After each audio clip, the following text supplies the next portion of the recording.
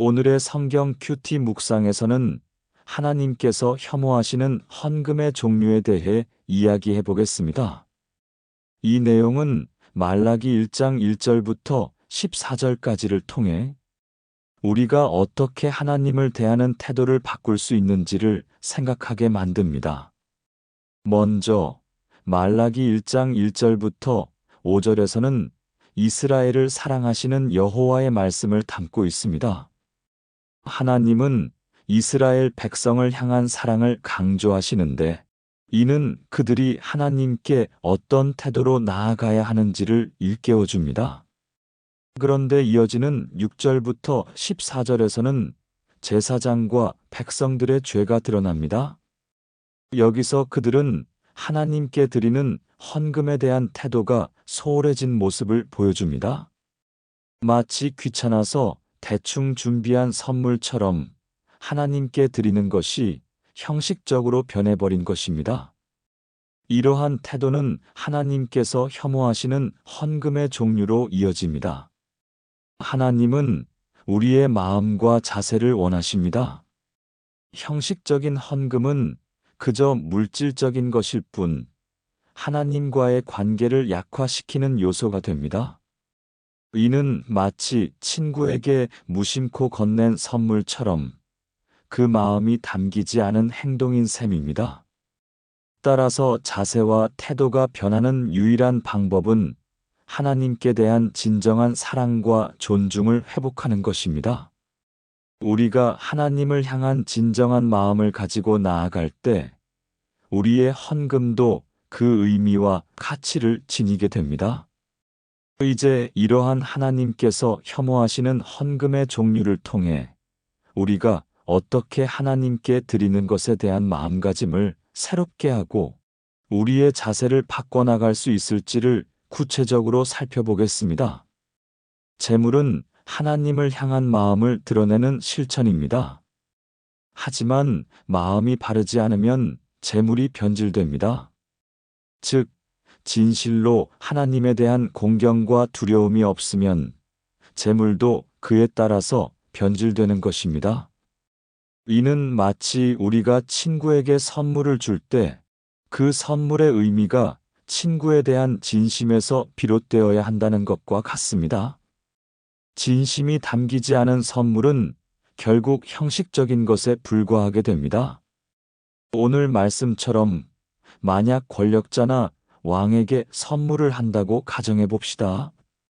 아무거나 선물하지는 못할 것입니다. 왜냐하면 그 선물이 받은 자에게 부정적인 영향을 미칠 수 있다는 것을 우리는 잘 알고 있기 때문입니다. 즉, 그 사람의 명예나 신뢰에 영향을 미칠 수 있다는 것을 우려하게 됩니다. 이런 상황에서 우리는 신중하게 선택할 수밖에 없습니다. 하지만 하나님은 눈에 보이지 않습니다. 우리가 잘못을 해도 당장 처벌하지 않으시고 회개의 기회를 주십니다. 인간은 이러한 은혜를 종종 알아보지 못합니다. 왜냐하면 하나님께서 눈에 보이지 않기 때문입니다. 이처럼 보이지 않는 하나님을 향한 우리의 태도는 더욱 중요해집니다. 우리가 하나님께 드리는 재물이 진정한 마음에서 우러나야 한다는 점을 잊지 말아야 합니다. 이제 이러한 재물의 의미를 통해 우리가 하나님께 드리는 것에 대해 어떻게 더 진실되고 의미 있게 접근할 수 있을지를 구체적으로 살펴보겠습니다. 우리는 종종 자연의 현상이나 운에 좋고 나쁨으로만 판단하는 경향이 있습니다. 이렇게 되면 점점 더 하나님 말씀과 멀어지게 됩니다. 이처럼 하나님과의 관계가 소홀해지면 결국 우리의 삶도 그 영향을 받을 수밖에 없습니다. 마치 한 나무가 뿌리에서 멀어지면 그 나무가 건강하게 자라기 어렵듯이 하나님과의 관계도 우리의 삶에 큰 영향을 미칩니다. 하나님은 이 세상 모든 것의 창조주이시며 진정한 왕이십니다. 그럼에도 불구하고 많은 인간은 하나님을 잊어버리고 심지어 그분을 향해 콧웃음 치기도 합니다. 이는 절대적 권력자 앞에서 상상도 못할 잘못입니다. 우리가 만약 세상의 권력자에게 그런 태도를 보인다면 그 결과는 상상하기도 싫은 일이 될 것입니다. 하지만 하나님께서는 이러한 인간을 사랑하십니다. 그래서 바로 진멸하시지는 않으십니다. 오히려 오늘 말씀처럼 다양한 말씀으로 인간을 가르치고 깨우쳐 주실 뿐입니다. 이는 마치 부모가 자녀에게 올바른 길을 가르치고자 하는 것과 같습니다. 부모는 자녀가 잘못된 길로 가지 않도록 인내하며 이끌어 줍니다. 이제 이러한 하나님의 사랑과 인내를 통해 우리가 어떻게 하나님 말씀을 더욱 가까이 하고 그분의 가르침을 우리의 삶에 실천할 수 있을지를 구체적으로 살펴보겠습니다. 이 말씀 자체가 하나님의 사랑을 엿볼 수 있는 기회를 제공합니다. 그럼에도 불구하고 끝까지 하나님의 말씀을 경청하지 않는 이들이 존재합니다. 이러한 경우 그들은 모든 기회를 놓치게 되고 결국에는 벌을 받게 됩니다. 나중에 몰랐다거나 실수였다며 후회해도 아무 소용이 없습니다. 그리고 교회를 다니면서조차 하나님을 모르고 있었다면 이는 더욱 말이 안 되는 상황입니다. 이는 결국 양심의 문제로 귀결됩니다. 오늘 말씀을 잘 살펴보면 하나님께서 재물을 좋아하시는 것이 아니라는 사실을 알 수 있습니다. 하나님은 단순히 재물이 필요하신 것이 아니라 그 재물에 담겨진 마음과 태도, 자세의 중요성을 강조하고 계십니다.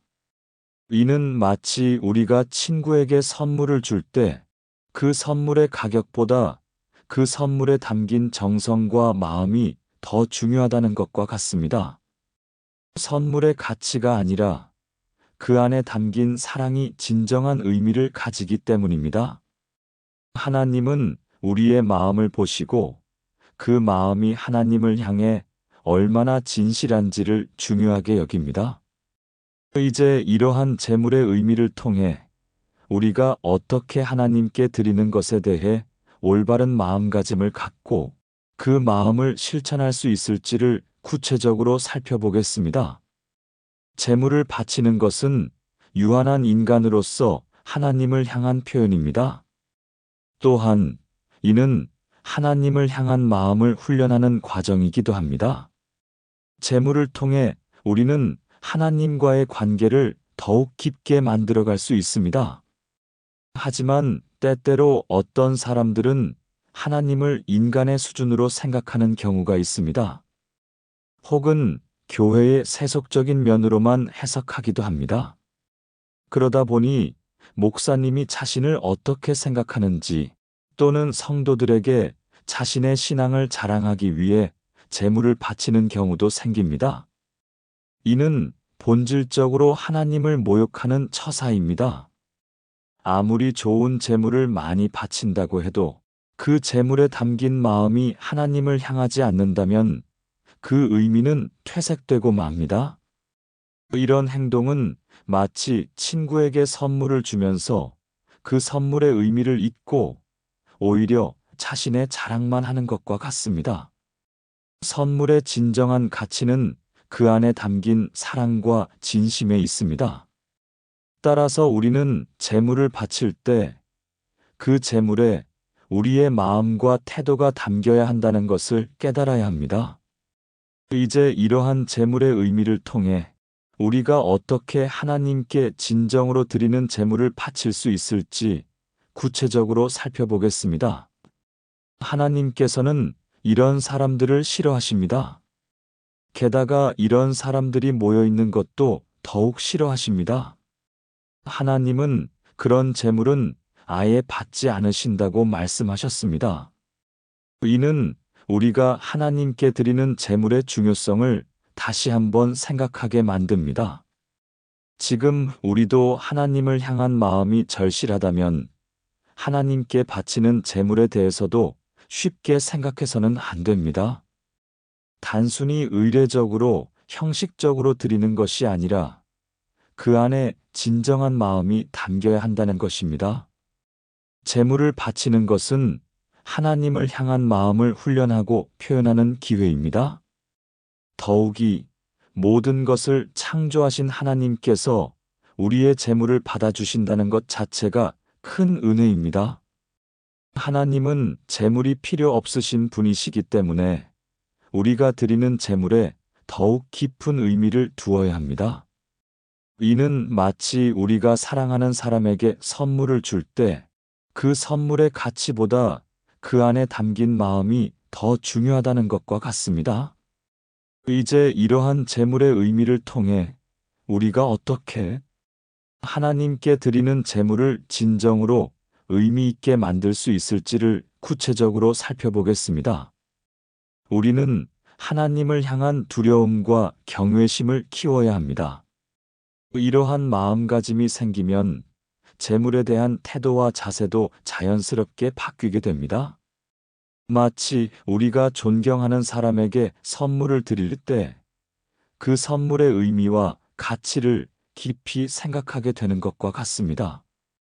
우리가 하나님을 진정으로 경외하게 되면 그에 맞는 제물을 드리려는 마음이 생기는 것입니다. 그러기 위해서는 하나님 말씀을 매일 새기고 깊이 들여다보려는 노력이 필요합니다. 성경을 읽는 것뿐만 아니라 그 말씀을 우리의 삶에 어떻게 적용할 수 있을지를 고민하는 것이 중요합니다. 이는 마치 우리가 친구의 이야기를 들으면서 그 친구의 마음을 이해하려고 노력하는 것과 같습니다. 그 친구가 어떤 상황에 처해 있는지, 어떤 감정을 느끼고 있는지를 이해하려고 할 때 우리는 더욱 깊은 관계를 형성할 수 있습니다. 정답을 찾는다기보다 말씀에 대한 노력하는 자세가 곧 우리를 변화시키는 열쇠입니다. 하나님과의 관계는 단순히 규칙을 지키는 것이 아니라 그분의 마음을 이해하고 그에 따라 우리의 삶을 조정해 나가는 과정이기 때문입니다. 이제 이러한 경외심을 바탕으로 우리가 하나님께 드리는 제물의 의미를 어떻게 더욱 깊이 이해하고 실천할 수 있을지를 구체적으로 살펴보겠습니다. 우리는 하나님을 향한 두려움과 경외심을 키워야 합니다. 이러한 마음가짐이 생기면 제물에 대한 태도와 자세도 자연스럽게 바뀌게 됩니다. 마치 우리가 존경하는 사람에게 선물을 드릴 때 그 선물의 의미와 가치를 깊이 생각하게 되는 것과 같습니다. 우리가 하나님을 진정으로 경외하게 되면 그에 맞는 제물을 드리려는 마음이 생기는 것입니다. 그러기 위해서는 하나님 말씀을 매일 새기고 깊이 들여다보려는 노력이 필요합니다. 성경을 읽는 것뿐만 아니라 그 말씀을 우리의 삶에 어떻게 적용할 수 있을지를 고민하는 것이 중요합니다. 이는 마치 우리가 친구의 이야기를 들으면서 그 친구의 마음을 이해하려고 노력하는 것과 같습니다. 그 친구가 어떤 상황에 처해 있는지, 어떤 감정을 느끼고 있는지를 이해하려고 할 때 우리는 더욱 깊은 관계를 형성할 수 있습니다. 정답을 찾는다기보다 말씀에 대한 노력하는 자세가 곧 우리를 변화시키는 열쇠입니다. 하나님과의 관계는 단순히 규칙을 지키는 것이 아니라 그분의 마음을 이해하고 그에 따라 우리의 삶을 조정해 나가는 과정이기 때문입니다.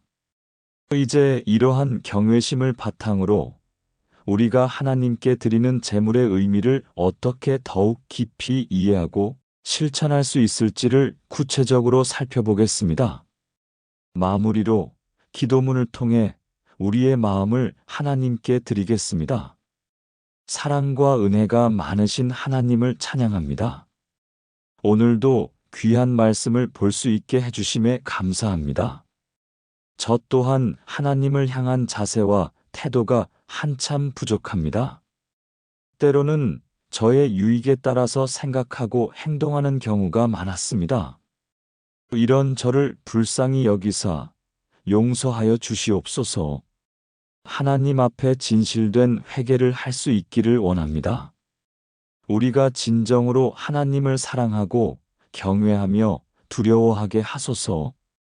우리의 마음이 하나님께 드리는 제물로 드러나게 하소서. 하나님께 뭔가 바라는 마음으로 제물을 드리는 우상 숭배 마인드에서 벗어나게 하소서. 온전히 하나님을 사랑하고 경외하는 마음으로 제물을 드리게 하소서. 오늘도 우리의 기도를 들어주셔서 감사합니다. 아멘.